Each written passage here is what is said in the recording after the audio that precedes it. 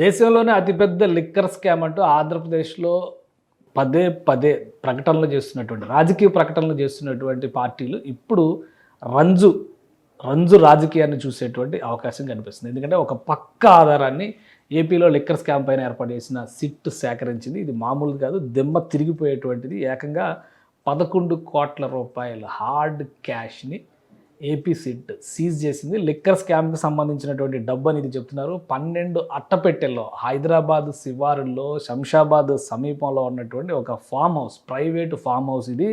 కాచారం దగ్గర ఉన్నటువంటి farm house. అందులో డబ్బుని సేకరించారు. దీనిలో ఇన్ఫర్మేషన్ ఇచ్చింది కూడా. A1 కేసిరెడ్డికి సంబంధించినటువంటి డబ్బుగా దీన్ని అంగీకరించారు ఇద్దరు వ్యక్తులు.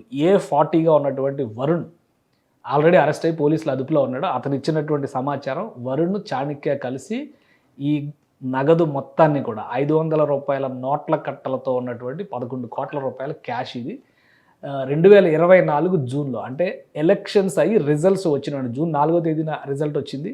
జూన్ నెలలో దీన్ని తీసుకెళ్ళి సీక్రెట్గా ఈ ఫామ్ హౌస్లో దాచిపెట్టినట్టుగా వీళ్ళు అంగీకరించారు. అక్కడ క్యాష్ని పోలీసులు స్వాధీనం చేసుకోవడం, సిట్టు బృందం స్వాధీనం చేసుకోవడం అనేది కేసులో ఒక కీలక మలుపుగా చూడాల్సి ఉంటుంది. ఇప్పటివరకు ఆధారాలు లేవు అని వైఎస్ఆర్సీపీ కొట్టిపడేస్తోంది. దీనికి సమాధానం ఏం చెప్తారు అనేది కూడా ఇక్కడ ఆసక్తికరమైనటువంటి అంశం. ఎందుకంటే ఎంపీ మిథున్ రెడ్డి అరెస్టు తర్వాత ఆయన తల్లి ములాఖత్ తర్వాత చేసినటువంటి ఆరోపణలు ఒక్క ఆధారం లేకుండా తన బిడ్డని నిర్దాక్షిణ్యంగా అన్యాయంగా అరెస్ట్ చేశారనేటువంటి ఆరోపణ చేశారు. కానీ ఇక్కడ సులోచన ఫార్మ్స్ అనే పేరుతో ప్రొఫెసర్ బాలరెడ్డి పేరు పైన ఉన్నటువంటి ఫామ్ హౌస్లో హైదరాబాద్ వచ్చి ఇన్వెస్టిగేషన్ ఆఫీసర్స్ ఈ మనీని సీజ్ చేశారు. మొత్తం 12 అట్టపెట్టెల్లో ఉంది.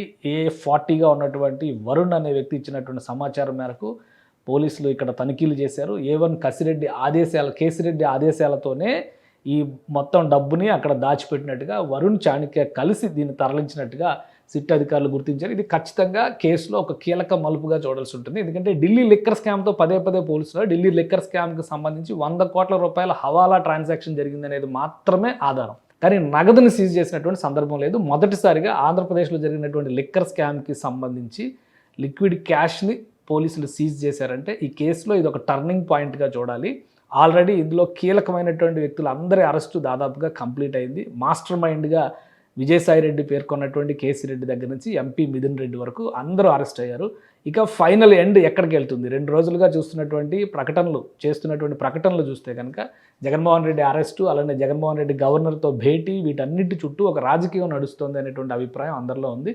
సో ఈ నగదుని స్వాధీనం చేసుకున్న తర్వాత ఖచ్చితంగా ఇందులో పెద్ద తలకాయ ఎవరు అనే దానికి ఉచ్చు బిగించే దిశగా ఇది ఒక కీలకమైనటువంటి ముందడుగుగా చూడొచ్చు.